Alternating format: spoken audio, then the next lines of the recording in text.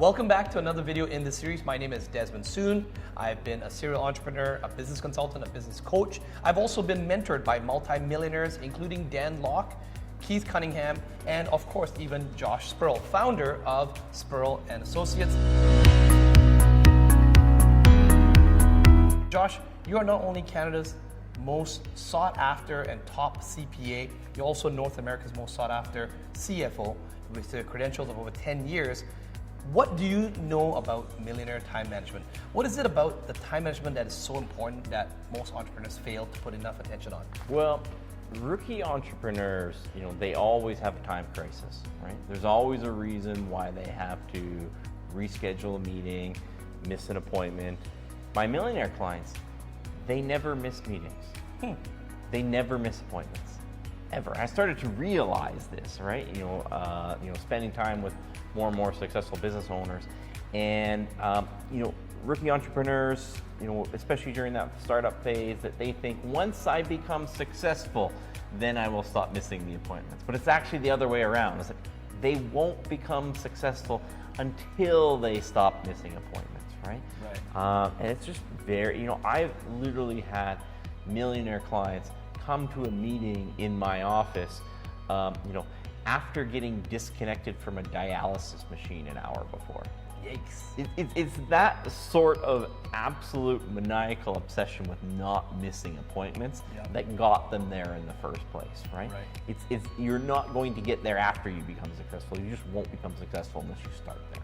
So are you saying that one of the keys, it's just a very simple principle, to be a millionaire, one of the key things that you need to have is that discipline of never missing a meeting? Absolutely. I mean, you look at like the top CEOs, 72% of their time is spent in scheduled meetings, right? Correct. How are they going, and a lot of these calendars, they're booked months out. They can't miss a meeting and reschedule someone. That additional time slot, it actually just doesn't exist, right? Right. So you're never going to be able to get in front of that many people and make that many decisions, whether they're customers or stakeholders or investors or employees. You're just going to miss steps along the way when you're trying to reschedule. Now, I've got Josh's manuscript from his book here that he's about to publish and release here. So if you actually want to get some more information, we'll put some information in the description below of how you can get Josh's books. And you've got over 100 myths here, and one of the myths in the book, it actually says you can change your schedule whenever you feel like it. And I certainly made that mistake. I was guilty of that. And in fact, when I first got to know Josh and engaged with him, I think there was at least a couple of meetings in which I thought I could reschedule. And the answer I got from Josh was, okay, Desmond, we'll cancel this meeting for this month. I'll see you next month. That's how it is. I mean, that's how it is. I know exactly what I'm going to be doing from 6 o'clock in the morning to 7 o'clock at night for the next 60 days. And there is no additional time. I know I'm not going to bump someone who's going to show up to their meeting for someone who chose not to, right? And that can be a difficult switch for a lot of business owners to make, right? Isn't that too rigid though? I mean, some people may push back on that and say, I'm a little bit more of a free spirit. I come from a creative side of background. That just seems so like a prisoner. I left my job so that I could have that time freedom. As Jocko Willink says, the discipline is going to get you that freedom. It's that sort of rigidity in your calendar that makes sure that you have the time blocked out for your family with your family. The time that you have blocked out for your vacation on your vacation, right? So it is that discipline that actually sets you free. It gets you that time freedom that you want eventually.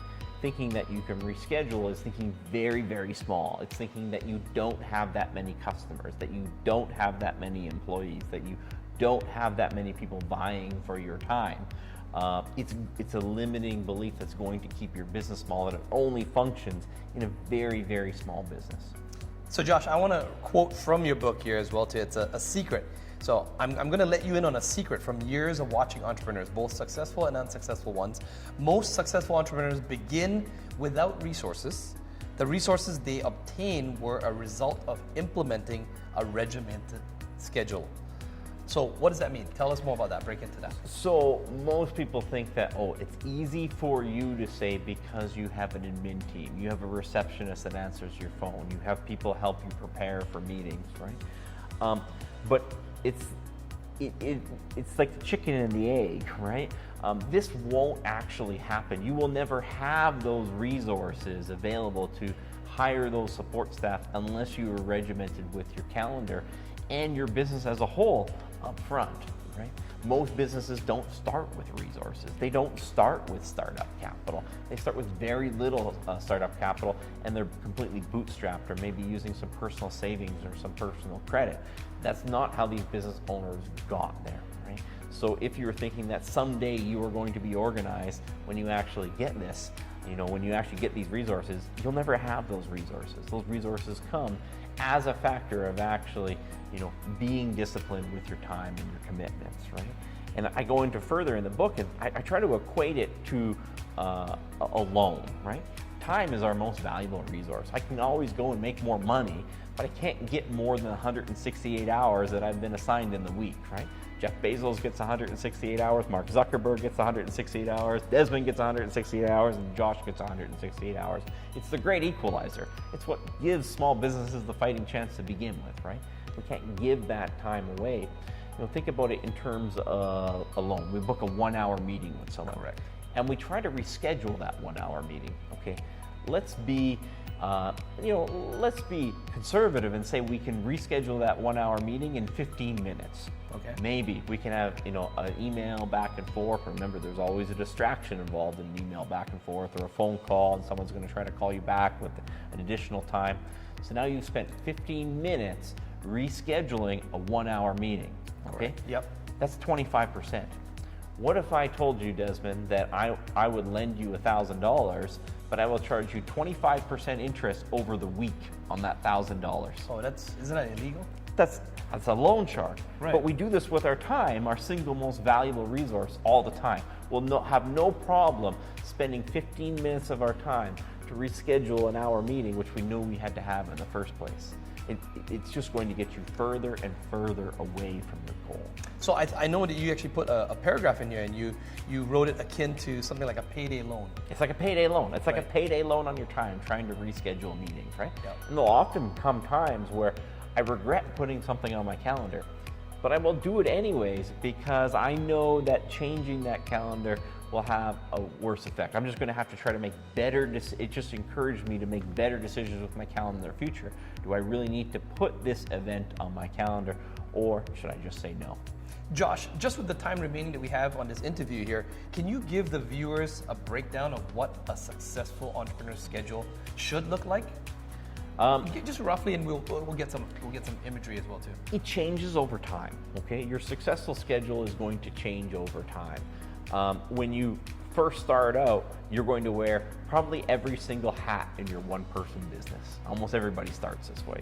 Some people get employees sooner than others, but almost everybody starts as a one-person business. And so you have to work in your business, whatever it is. If you have a product or service, you have to deliver on that product or service. Okay.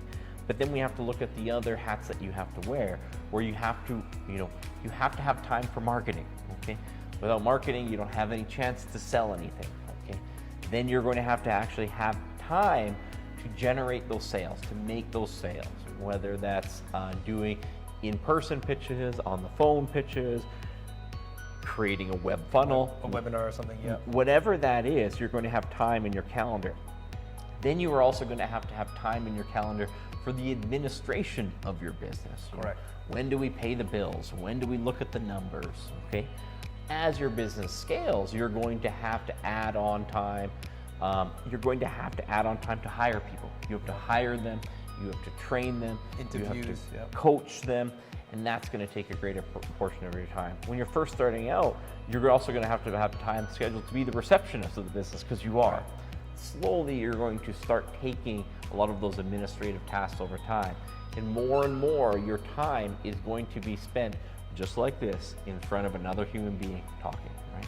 And this, we can go back to that stat, from Harvard Business Review, 70+% of every CEO's time is spent in meetings. Yep. In meetings. They're not spent working away on emails back and forth for days at a time, or working on a project, for days at a time. They're spent time in meetings, influencing decisions, right?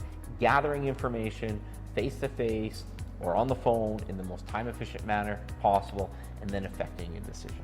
Wow, fantastic. If you found that helpful and you'd like to, get some more details on it, please comment below in the comments. Ask Josh some questions. I will get Josh to specifically answer your questions.